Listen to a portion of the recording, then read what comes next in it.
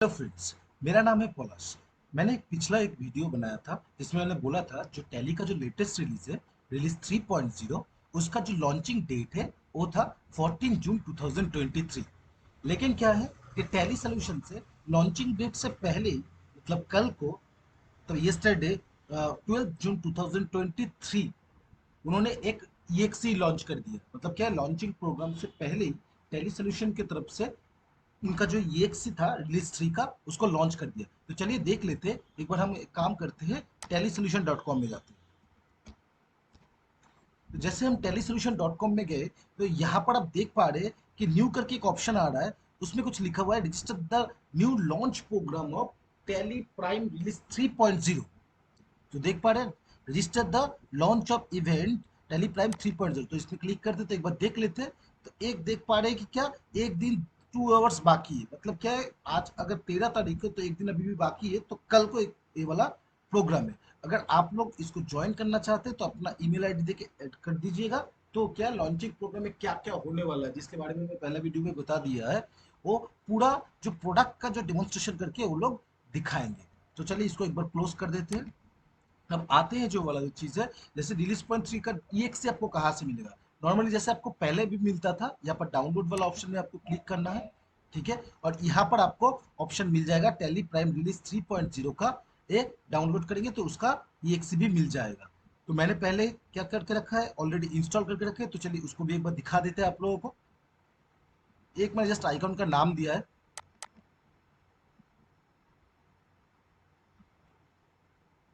तो देखिए, ये मेरा रिलीज 3 ओपन हो गया। तो इसका कैसे मुझे फंक्शनलिटी एक बार चेक करना है पूरा, उसके पहले मैं एक बार दिखा भी देता हूँ। ये ओरिजिनली रिलीज 3.0 है भी नहीं।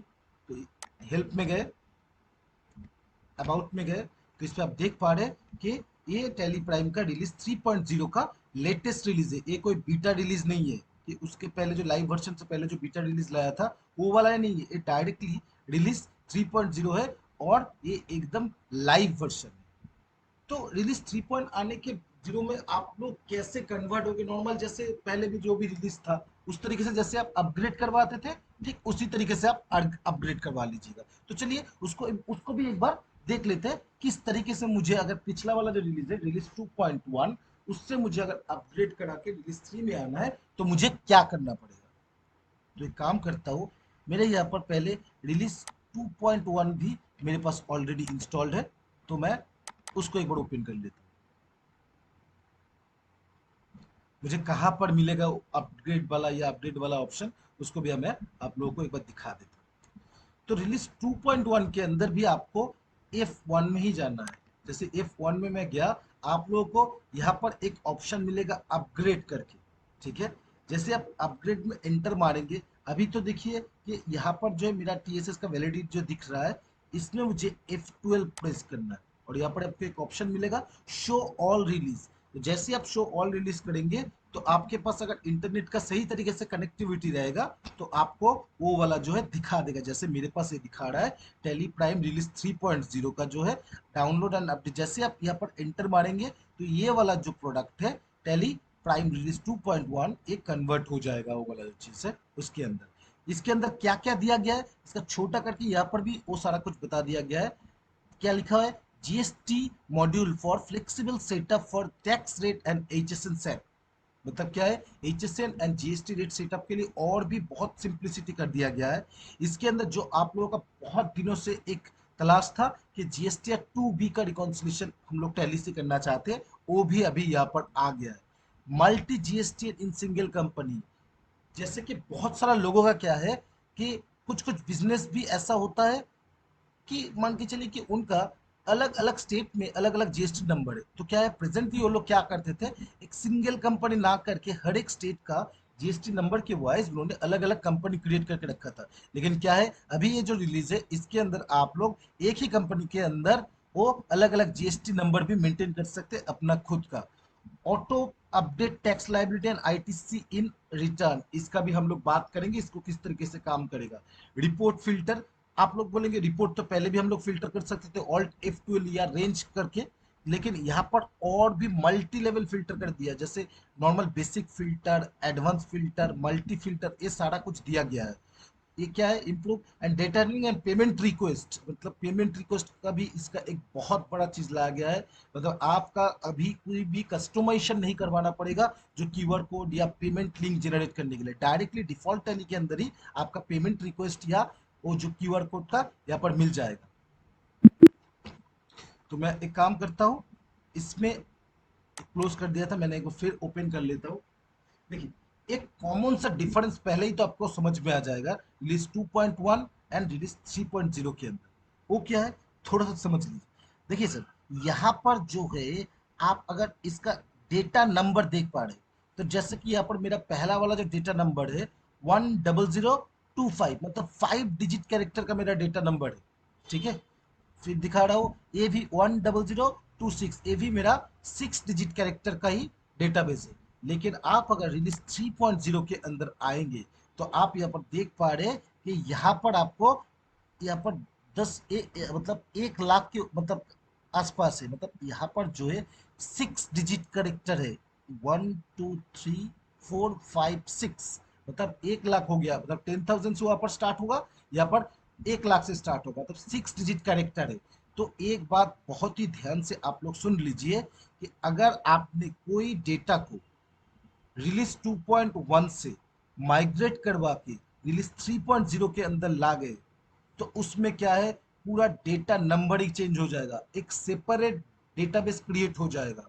और उसके बाद मान के चलिए आपने रिलीज 3.0 के अंदर कुछ काम कर लिए और आपको लगता है कि मुझे प्रीवियस वर्जन में जाना है, ठीक है, क्योंकि इससे पहले वाला जो रिलीज था, जैसे 2.1 से अगर आपको 2.0 में आना है तो आपको कंट्रोल ऑल्ट आर प्रेस करेंगे, रीराइट करेंगे तो आ जाएगा। लेकिन अगर आपको रिलीज 3.0 से रिलीज 2.1 के अंदर आना है या रिलीज 2.0 के अंदर आना है तो आपको वो नहीं होगा, कभी भी नहीं होगा, क्योंकि इसका जो डेटाबेस स्ट्रक्चर है वो पूरा पूरी ही अलग हो जाएगा। उसको मैं थोड़ा आपको समझा भी देता हूँ। चलिए मैं एक काम करता हूँ, छोटा डेटा को मैं ले लेता हूँ। मान के चलिए एबीसी, ये मेरा जो है 10047, इसका एक बार मैं डेटा को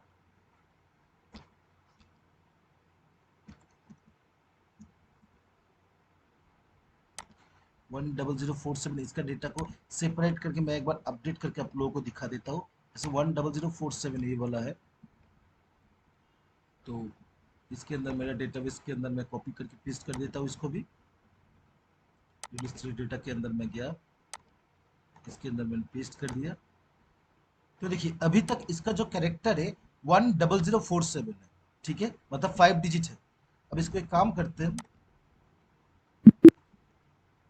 ये मेरा आ गया 10047। जैसे ही आप इसको मतलब ओपन करने के लिए जाएंगे तो नॉर्मली एक ऑप्शन आपको यहाँ पर दिखाएगा कि माइग्रेशन रिक्वायर्ड। तो नॉर्मली माइग्रेशन तो रिक्वायर्ड होगा ही, क्योंकि पिछला वाला जो रिलीज है उससे मैं यहाँ पर आ रहा हूँ। तो जैसे मैं एंटर मारता हूँ तो मुझे यहाँ पर पूछ रहा है the selected company 10047 will be migrated as a new company 010047, मतलब क्या, डेटा का नंबर ही चेंज हो जाएगा और making the data compatibility with the release. Additionally, the company 10047 will be retained as is and the folder will be renamed. तो क्या है, जैसे मेरा 10047 था वो वैसा ही रह जाएगा और मेरा एक नया डेटाबेस क्रिएट हो जाएगा जो 6 डिजिट कैरेक्टर का होगा। तो चलिए उसको भी एक बार देख लेते हैं। जैसे मैं माइग्रेट पे क्लिक करता हूँ तो इस तरीके से मेरा माइग्रेट काम करेगा, जैसे नॉर्मली आप लोग देख पा रहे हैं, ठीक है। जैसे माइग्रेशन कंप्लीट होता है तो मेरे पास एक पॉपअप टाइप का आएगा और उसमें मुझे दिखाएगा migration completed successfully, you can now use ABC, जो मेरा कंपनी का नाम था, 010047, ठीक है। टोटल वाउचर मेरा एक था, आफ्टर माइग्रेशन भी एक है। तो यहाँ पर भी आपको एक कंप्लीट आइडिया मिल जाएगा कि आपका आफ्टर माइग्रेशन डेटा का पोजीशन क्या है, कुछ लॉस हुआ है या नहीं हुआ है। टोटल मास्टर मेरा पहले 68 था, अभी 69 दिखा रहा है। तो इसका क्या मतलब हुआ, टोटल मास्टर जो 68 और 69 का मतलब है एक मास्टर मेरा बढ़ गया है। कौन सा मास्टर, यहाँ पर देख पा रहे हैं कि separate GST registration master applicable from this release is added, मतलब जीएसटी के लिए एक रजिस्ट्रेशन मास्टर यहाँ पर ऐड हुआ है। इसके लिए आपका 68 से 69 हो गया है, ठीक है। तो ये था मेरा जो प्रोसेस कि रिलीज 2.1 से रिलीज 3 में कैसे आपको किस तरीके से माइग्रेट होना है। थोड़ा सा टाइम ज़्यादा लगेगा माइग्रेशन होने में, अगर किसी का बहुत बड़ा डेटा है। ठीक है, तो आज के लिए इतना ही। Thank you so much. Next video चलिए मिलते हैं। रिलीज 3.0 का क्या क्या फीचर्स है उसके बारे में एक एक करके पूरा डिस्कस करेंगे। तो मेरा जो नेक्स्ट वीडियो होगा वो होगा QR code and payment link के ऊपर। QR code and payment link जो है वो फ्री होगा, वो किस तरीके से काम करेगा वो मैं नेक्स्ट वीडियो में आपको बताऊंगा। Thank you so much.